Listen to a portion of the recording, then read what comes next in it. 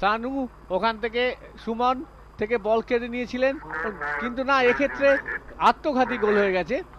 Mohammedan sporting এর এক খেলোয়াড়, আমরা আপনাদের জানিয়ে দিচ্ছি, এক্ষেত্রে সুমনকে দেখুন, ওখানে ইয়াসিন দৌড়ে গিয়েছিলেন, এক্ষেত্রে ওই মুসলিম মোল্লা দক্ষতায় গোল করলেন আলফায়েদ। দেখুন ভাসানো ইনসুইং সেন্টার, বল চলে গেছিল অরক্ষিত আলফায়েদের কাছে, চেস্ট ট্র্যাপিং, সঙ্গে সঙ্গে চলতি বলে বলটিকে মাটিতে পড়তে না, কেউ কাছে নেই, ধীরে সুস্থে ঘটনাটি দেখি।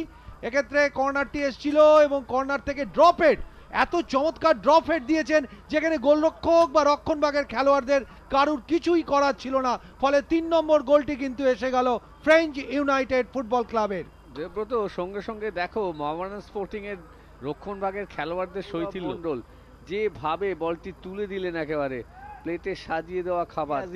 ইয়াজির এবার কিন্তু স্বার্থপরতার নজির সৃষ্টি করেনি, দিয়ে দিয়েছিলেন একেবারে অরক্ষিত সাহরুল, এবং সাহরুল কৃতজ্ঞ চিত্তে এই সুযোগ সদ্ব্যবহার করলেন, ফলে সাহরুলের গোলে 5-0 গোলে এগিয়ে গেল মালয়েশিয়ার ফ্রেঞ্চ ইউনাইটেড।